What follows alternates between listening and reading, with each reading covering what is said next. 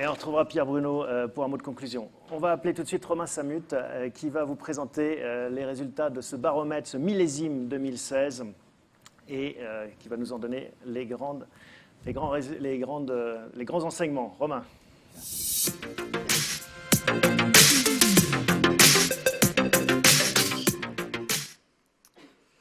Bonjour à toutes et à tous. Nous sommes très heureux de vous recevoir ce matin. Donc, comme vous le savez, nous sommes un des leaders des services informatiques avec pour métier d'accompagner nos clients dans les différentes composantes de la transformation digitale. Et c'est la raison pour laquelle nous réalisons plusieurs baromètres autour de différentes technologies, de différents secteurs et autour de différentes fonctions de l'entreprise.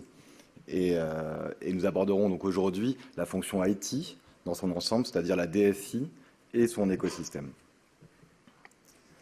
Nous restituons donc aujourd'hui la 7e édition du baromètre CIO, qui cette année a été réalisée en collaboration avec l'Intelligence Unit de The Economist. Ce baromètre intitulé « Les recettes des leaders du digital » s'appuie sur l'analyse de réponses de plus de 500 participants, DSI et dirigeants de tous horizons géographiques et sectoriels. Alors les tendances que je vais vous présenter brièvement aujourd'hui ne sont évidemment qu'un résumé très succinct de l'ensemble du baromètre que vous recevrez en fin de matinée et qui présente de manière très détaillée l'ensemble des analyses. Alors la particularité de ce baromètre par rapport aux années précédentes est d'avoir identifié parmi toutes les entreprises sondées une quarantaine de leaders du digital. Des entreprises qui, selon leurs dirigeants, ont entièrement digitalisé leurs fonctions majeures et qui font souvent part d'une meilleure performance financière. Et c'est donc car il est toujours important de se comparer ces 41 entreprises qui seront utilisées comme étalons de référence lors de cette étude. Alors nous savons tous que les DSI ont pris le virage digital avec des investissements importants, et en particulier avec une forte croissance des budgets depuis 2013. Mais ce baromètre nous montre aussi qu'il reste encore du chemin à parcourir. En effet, nous constatons que les initiatives digitales sont encore soit isolées sur des parties spécifiques du paysage IT, soit construites en dehors du SI traditionnel et très souvent avec des partenaires et des startups. Et d'ailleurs, de plus en plus sans l'intervention de la DSI. Donc, de la même manière que les métiers se font disrupter, la DSI peut aussi être remise en question. Et c'est la raison pour laquelle nous observons chez les leaders du digital un recentrage du rôle de la DSI sur l'industrialisation des différentes capacités digitales. Alors malgré ce constat, une bonne nouvelle. Le rapport nous montre que la majorité des sondés ont une forte confiance dans la DSI pour aider l'entreprise à réaliser ses objectifs.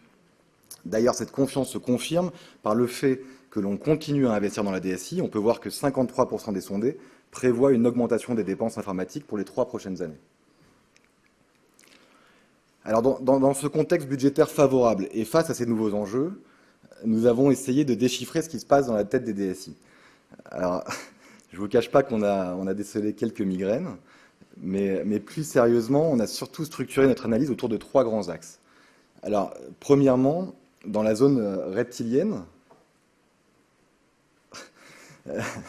les investissements, c'est-à-dire la zone où se situe l'instinct de survie des DSI, c'est-à-dire sur quelle technologie investir aujourd'hui et pour quels bénéfices demain.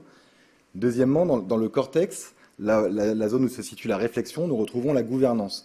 Qui porte la stratégie IT et comment la lier le plus possible avec la stratégie de l'entreprise. Et pour finir, dans la partie limbique, la zone émotionnelle, on retrouve le modèle opérationnel.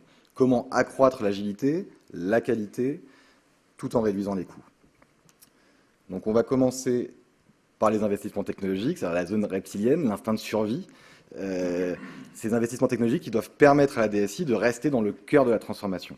Alors, premièrement, pour reprendre une formule de Samir Hatim, DSI de Vinci Construction, et qui participera à la deuxième table ronde, le cloud, c'est le carburant de la DSI et de l'innovation, à la fois pour l'espace de stockage et évidemment pour la puissance de traitement. Donc les offres de cloud public arrivent à maturité, se sécurisent, se banalisent, et surtout viennent avec des outils, souvent open source, concernant les bases de données, les serveurs applicatifs, les middleware, les schedulers, la containerisation. Et donc la transformation va de la virtualisation des systèmes, passant ou pas par un cloud privé, pour atteindre le cloud public. Et c'est la raison pour laquelle on observe que le modèle avec la plus grande croissance année après année est le cloud hybride, avec comme condition indispensable de piloter et d'orchestrer les services pour qu'ils soient bien délivrés par la bonne plateforme et au bon prix. Alors, deuxième investissement très important, les services applicatifs dans le cloud. Donc avec 35% des entreprises qui travaillent aujourd'hui avec des solutions de type software as a service.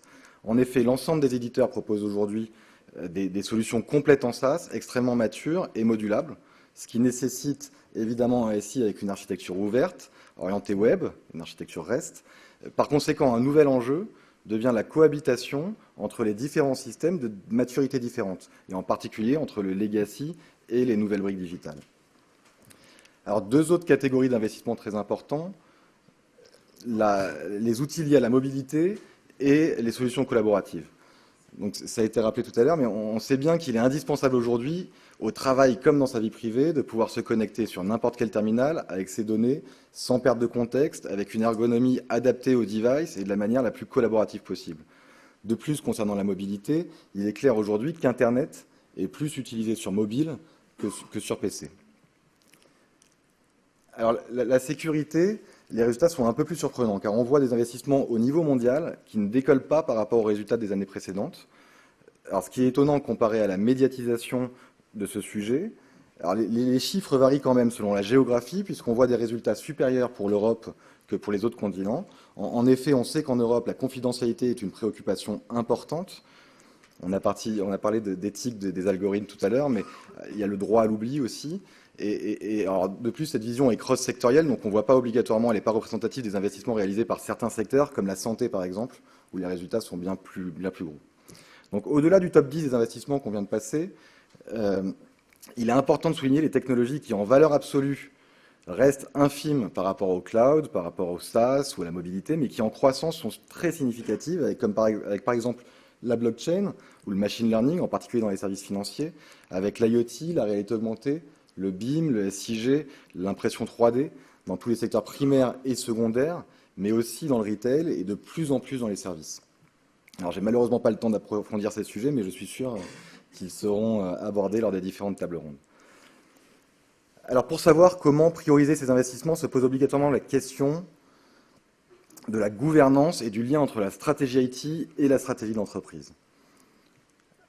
Alors tout d'abord, on observe que beaucoup considèrent encore l'informatique comme un outil opérationnel et non comme un levier de différenciation stratégique. À la question « le digital, pourquoi faire ?», nous observons que la moitié répondent gagnant en efficacité, 35% réduire les coûts, un quart rester au contact de nouveaux concurrents et à peine 10% surpasser la concurrence. Surpasser les concurrents.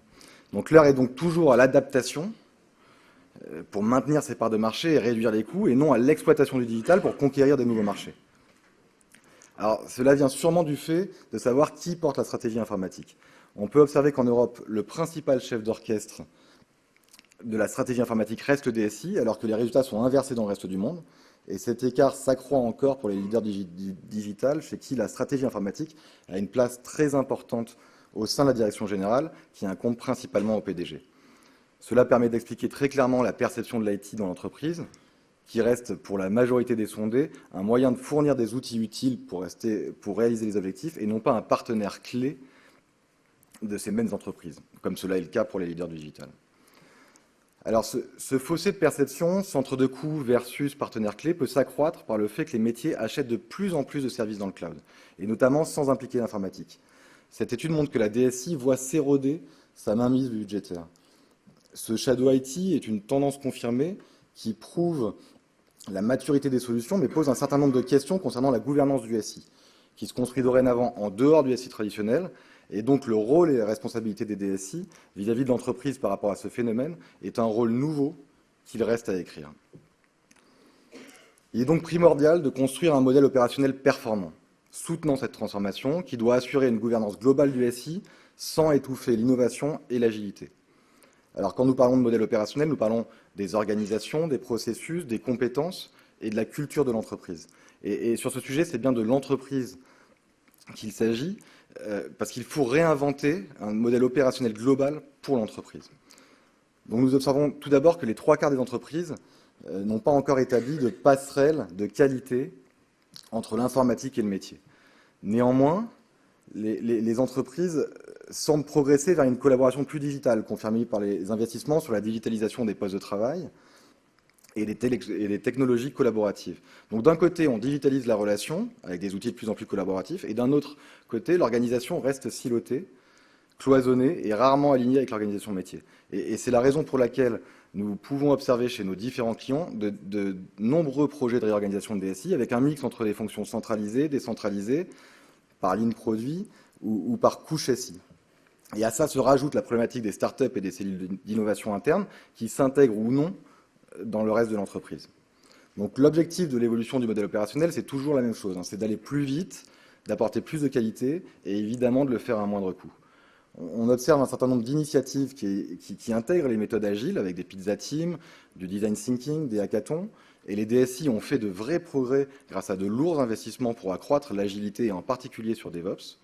Mais le déploiement des méthodes agiles à grande échelle, sur des projets de plusieurs dizaines de milliers de jours hommes, reste encore assez rare, car le cœur de la transformation passe avant tout par la culture d'entreprise et les compétences adéquates.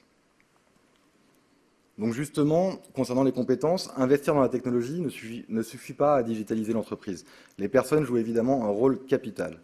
Et on constate que la perception des compétences à accroître sont assez similaires, vu de la DSI et vu du métier, et concernent la modernisation applicative et le big data et l'analytique. Ce qui peut vouloir dire que l'ensemble de l'entreprise a pris conscience de l'effort indispensable à fournir, à la fois sur le legacy, pour gagner en modularité, en résilience, en ouverture dans l'écosystème digital, pour ne pas être un frein à l'évolution de l'entreprise, et évidemment sur l'analyse des données, qui devient un patrimoine important pour alimenter la stratégie de l'entreprise.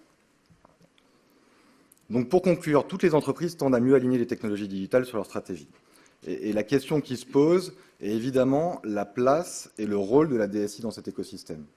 Donc, sur les investissements, il faut accroître encore ces investissements sur les technologies collaboratives, la mobilité, évidemment le cloud, mais aussi réaliser un effort important sur la modernisation du SI pour l'ouvrir un maximum, et en particulier avec l'API Management.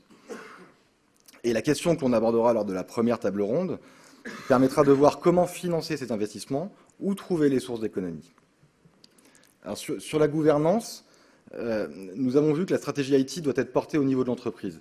Il y a donc un sujet de renforcement de la position du DSI sur la stratégie IT auprès de la direction générale. Et sur le modèle opérationnel, il faut tendre vers un modèle industriel qui intègre et orchestre des composantes internes et externes à l'entreprise, on l'a vu avec le cloud, le SaaS, les startups, et qui apportent de la valeur et pas seulement des outils. Et la question de la seconde table ronde permettra de débattre justement sur l'organisation de la DSI pour intégrer l'innovation sans l'étouffer. Voilà, merci de m'avoir écouté. N'hésitez pas à aller sur le site de CSC si vous voulez avoir les résultats beaucoup plus détaillés par industrie, par zone géographique et par thématique. Et donc je vais laisser la main à Thomas pour introduire la première table ronde. Merci beaucoup Romain.